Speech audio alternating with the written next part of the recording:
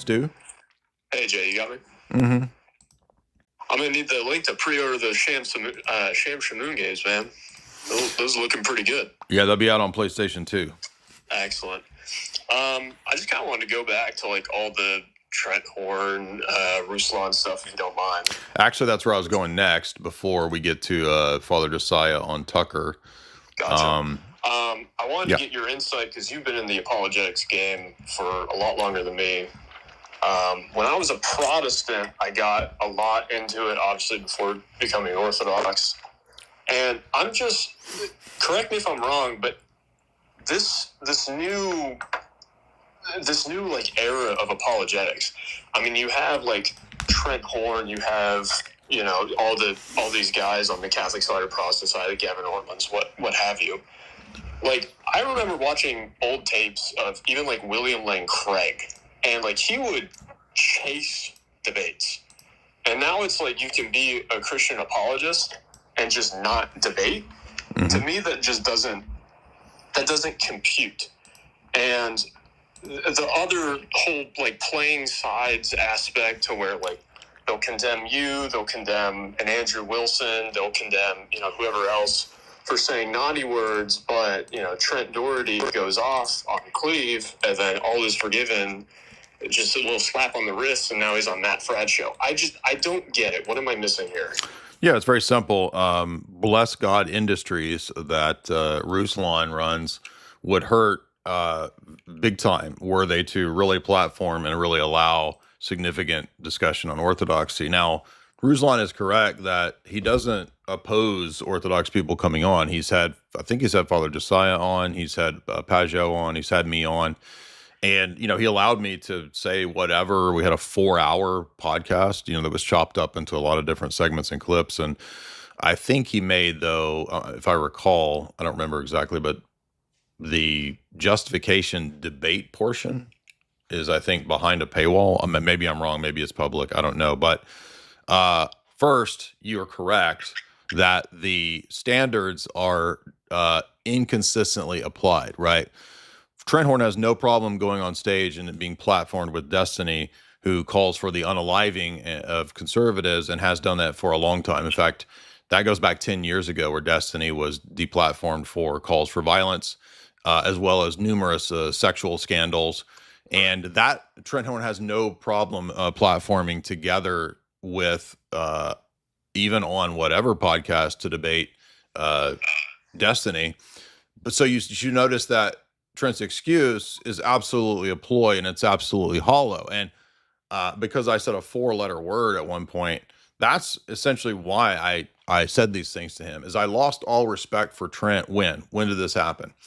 Well, I saw all the stuff about him, you know, and his wife sort of insulting him and demeaning him in various ways, which I know they tried to walk that back. I still think it was, you know, insulting to Trent. The way that he, you know, dressed up as a baby and she kind of admits that she started having a potential crush on a coworker. I think all of that is humiliating. However, Trent's response was to defend a version of Christian feminism when he debated Tim Gordon, and then to have this bizarre double standard about who he will and won't associate with, and then make multiple videos about. Now, all of this I tolerate. I don't think it's a big deal, right? The thing that really bothered me, why I got mad at him, was his downplaying of Epstein and the inconsistent position of not admitting what was a lot more of Epstein's relationship to the Vatican and to John Paul II. He covered that up and acted like there was only one email with any loose association, which is not true. There were multiple emails that make a bigger association, including the information related to Jimmy Savile, who was knighted by John Paul II. Trent ignored all of that, covered all that up, and will make videos about 4-letter words, but he doesn't consider the stuff that Jeff Simon McEffrey and the PDF crisis in the Roman Church, none of those things. He did a video on that, right? Yeah. The first 3 minutes, he spent 2 minutes, 2 minutes on Epstein and basically says, there's nothing here. Jeez.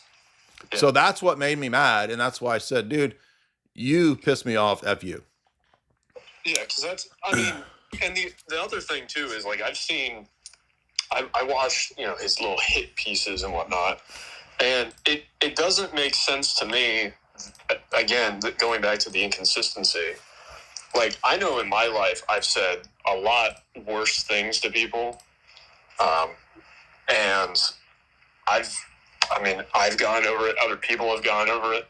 Like, it's just words, but you can't get mad and refuse to debate and do this and that when Jay Dyer does it. But Sam Shamoon is over here saying, well, Trent. Stupid bastard, Hold on, Trent. There's a whore, stuff like that. Well, Trent Horn doesn't like Sam Shamoon, and he went after Sam Shamoon. But here's the thing. Oh, okay. So Trent did go after Trent Doherty. He went after Sam Shamoon, Nick Fuentes, me, Andrew, Tim Gordon, and the point there though is that, as Tim Gordon said, the people that Trent picks to apply this to just also happen to be people that might cause him a problem in a debate. Now, not Trent Doherty, but it's an excuse to not actually have a debate with me or Andrew or anyone else, because it would undermine the good thing that they have going. So again, and he's the same way with Tim Gordon, correct? That's what Tim was saying. Tim said to me, he's essentially avoiding anyone that would be a problem or that he lost to in the past. So he has a passive aggressive vendetta. And I think the majority of people think very clearly that due to his multiple fumbles in our debate, Trent lost the natural theology debate. And so ever since then, he's had an issue with me, and he declined 3 times my offer to debate the papacy from the historical geopolitical perspective, which he says that's too conspiratorial and stupid and tinfoil hat. I won't engage in that. And then he turns around and says, that's not my academic qualification. I'm not going to debate an academic arena that I'm not trained in. Well, now, which one is it, Trent? Is it too low tier and tinfoil hat, Jack Chick level stuff? Or is it because you don't have the academic credentials to debate the geopolitical relationship of the papacy? Those are mutually exclusive excuses. So you notice that he's just simply putting out and saying whatever allows him to save face. And I noticed it's starting to kind of creep out too, because I saw on Twitter. I'm not. What's his name? His name's Cameron, and he was Protestant, but he became Catholic. You mean Cucking Christianity with Cameron Bertuzzi? Yeah, there you go. Like with you remember the Cleve and the Trent Doherty exchange? Yeah, Cameron is still over there trying to figure out how Muslims and Christians have the same God. He was cracking down on Cleve. Of course. What are we doing? Like it literally seems like a picking a side thing. Of course. I watched that debate. I watched that whole thing. You're talking about Cleve. You're talking about Cleve versus Trent Doherty. Yeah, when he was there with the Gaytheist. Mm-hmm. If you remember that. And they were going back and forth and whatnot. And then, Trent Doherty did his whole crash out. And then now the Cameron dude is talking to Cleve on Twitter, condemning him, saying that he was essentially instigating. And he wasn't. I mean, I don't understand why there's this, like, the guys on my team are okay, and I'm going to defend anything they say, and everything's going to be good. I mean... Well, I can understand it. Again, I can understand it. But... You know what's funny, Jay? I just thought of this is in the second Captain Tesseract debate, there was a hilarious part where he was like trying to tell you, he's like, I've been debating for a long time. I don't know what y'all been doing, right? He said something like that. And he didn't know what the word fallacy meant? Yes, yeah, exactly. That was pretty wild. Yeah. So to answer, go ahead, John. No, I was going to say that even someone like myself, I've been watching debates for many years. I probably could be a okay debater, but if you're not ready and you're not familiar with a lot of the arguments, you shouldn't be a debater. Right. Yeah. And a lot of the debate sphere and not spear, but even someone like Trent, when you debated him, he wasn't even familiar with the arguments. Right. So even someone who's considered a high tier debater. No, he's actually low tier. Yeah, like there and I think a lot of the people who are in this sphere, they will cover for each other because there is, you know, like so to give an example, someone like yourself, you go and research the other person's view. And, you know, we've had private chats about this before. Most people don't even do that. Like, they don't even know what the other person thinks when they go into a debate. And so most people are used to that. And then when you or anybody in the sphere comes in and does debates, it sounds like you're mean because you know more than the other person that you're actually debating about their own arguments. Yeah, and how to do debates, right? So I appreciate that. Yeah, I think you're right on. You know, it's like that guy today is like, you waste all your time debating. I don't waste all my time debating. I've been debating for, 20, 25, 26 years. It's not a waste of time. It's very important. And educated people used to understand the importance of, public debate. So, yeah, absolutely, John. A lot of things going on here. Now with Ruslan, the drama yesterday was over this freeway setting with the catechumen guy. And if you guys didn't see, Alex Soren had the Orthodox guy on last night and they had a discussion. And it sounds like Ruslan's story isn't exactly true, isn't exactly accurate. Ruslan claims it was just a on-the-spot thing that he just kind of came up with. But the problem is that we have Gavin Ortland saying right here, I've done many debates with Orthodox, but I will not do them anymore unless they have theological credentials or ministerial credentials. Now, I have technically some credentials, so I don't know if I meet his credential list here. But of course, he always uses the excuse that I'm too toxic and too mean. And by the way, people correct me on this, wasn't Ortland, I could be wrong, but if I remember him a few years ago being a huge proponent of open borders and that a Christian has to be accepting migrants. Does he still hold this position? Am I correct? Because that would mean to me that he's basically just a shit lib and cover. But maybe I'm wrong. Maybe I'm wrong about that. I could be wrong. But now, if he has this high standard, then why is he having this exchange with a catechumen? Not saying the catechumen did bad. That's irrelevant to what looks like a setup, right? That's the point. And that's what people were saying to Ruslan. Ruslan's saying, well, I changed the title of it from debate to chat or discussion. Yeah, but you did that because of pushback, dude. I doubt you would have changed it. And he blamed on his team. Oh, my team mistitled it. I mean, maybe that's all true, but none of that actually addresses the central point, which is, first of all, he says, you know what's happening, right? You know that people won't interact with Jay because you know what? I mean, like, he can't just say what because they think I'm mean. Now, the reality is that they don't want to have a debate because they would not do well in the debate. This is all ploy. It's all excuse. And I think people are beginning to catch on because, I mean, tons of, I would say the majority, 90% of the comments underneath the Ruslan excuses were against Ruslan. And Ruslan messaged me, your audience is insufferable. I know you sent those people to come after me. Don't get paranoid, dude. Nobody sent anybody to come attack you or come after you. You made your own mistake here that you then blamed on your team, which maybe his team made the mistake. I don't know. Maybe they weren't supposed to put debate in the title. Again, we don't know, right? So regardless, it just doesn't look like you guys actually want to have good faith discussions. It looks like you want to protect the brand. You don't want debates that would damage the audience. You don't want people converting to orthodoxy. So you need to keep it ecumenist. You need to keep it safe. You need to keep it to where, we don't have bless God industries going bankrupt, right? That's what it seems like is really going on here. And then he says, Jay, you know why people don't want to interact with you and they can't sit down with you. Well, Ruslan, didn't we have a perfectly charitable civil conversation for 4 hours? You had no problem afterwards with me in that interaction. We had a great time. We went out to dinner. You had no problems. And yet suddenly I'm in the wrong because I crashed out on Trent Horn for no reason, he says. It wasn't for no reason.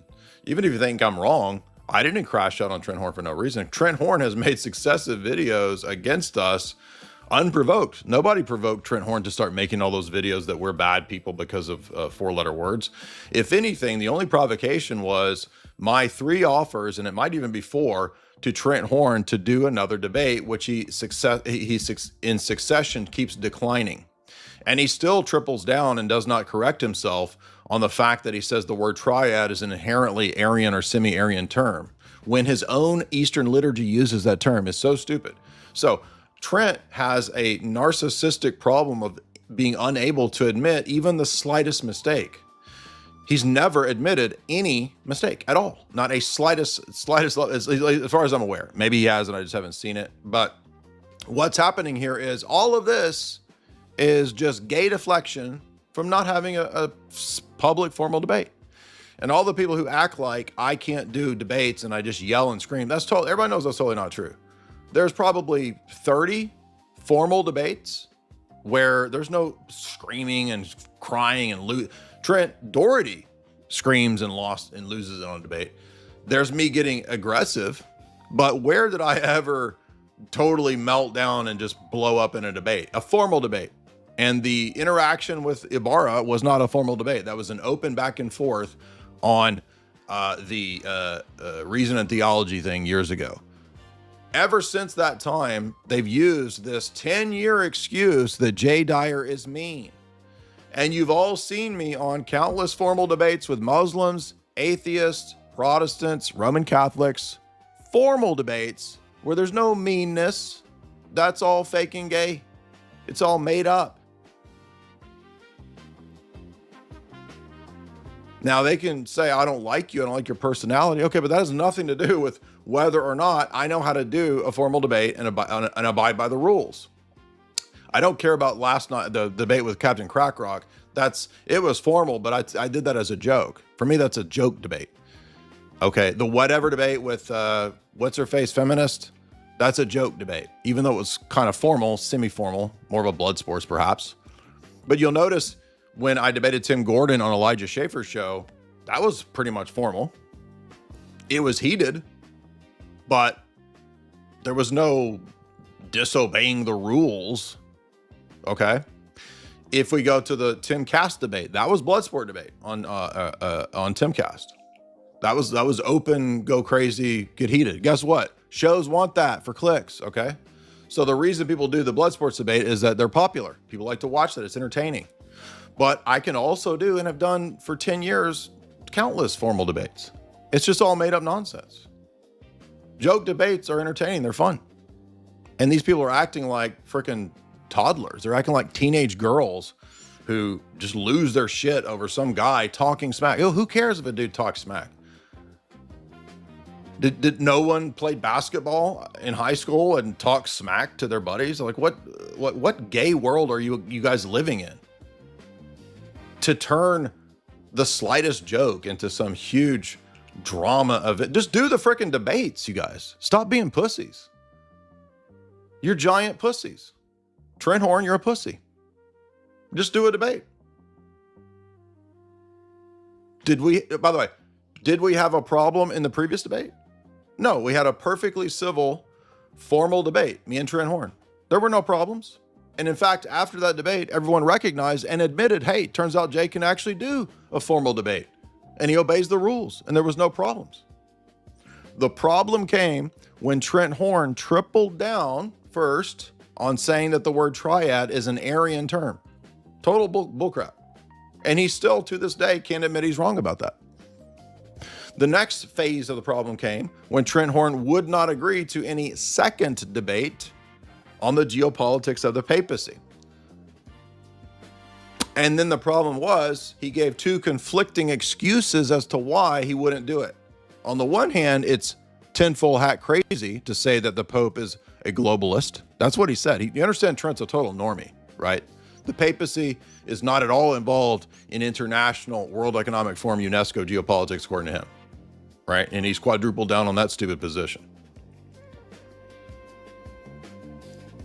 Then the next phase of the problem came when I reiterated this debate, right? He had conflicting excuses. I offered it again a year later. And so he's very bothered by people who beat him in a debate and then who offer another debate and keep pressing him on that, that's what made Trent so passive aggressive and so resentful. And who gets resentful over this kind of stuff other than somebody who's effeminate? So these guys are actually just pussies. And if you doubt me on that, please somebody figure out if I'm correct that Gavin Ortland was a massive open border supporter. I want to say I remember around 2019, 20, somewhere back in there, he got a lot of flack for pushing some sort of soft leftist position on open borders. And the only reason I'm bringing that up is that would suggest to me the type of person that he is, right? And this has all been cast now as, oh, it's all about this person's character and their personal,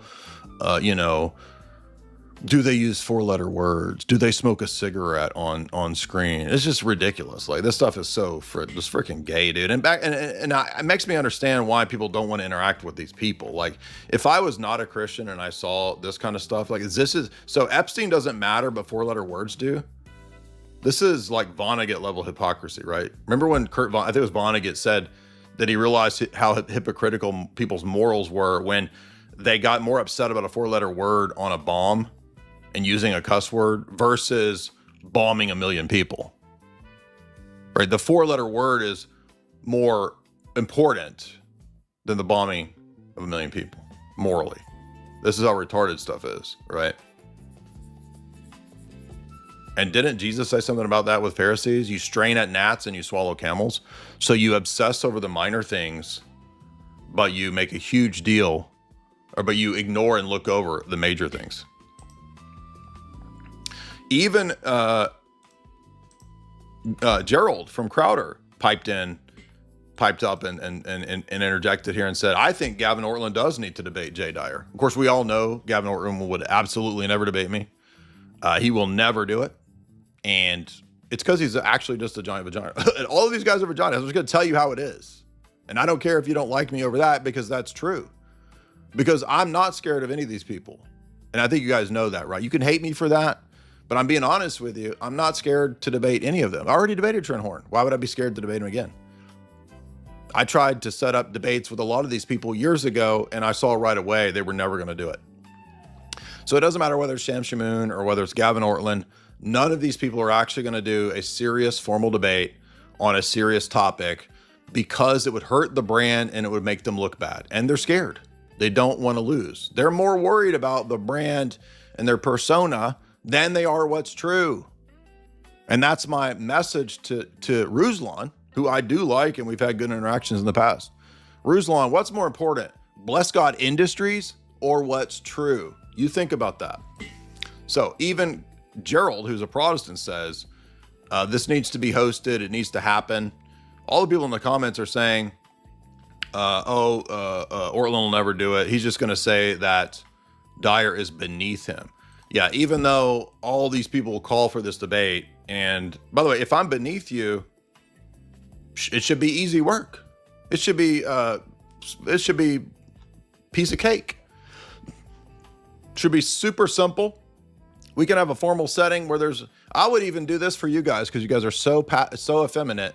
I know you're scared of cross-examinations. You're so terrified of a guy cross-examining your position. How about this? We don't even have to have cross-examinations. Since you guys are such giant vaginas, I will give you no cross-exams.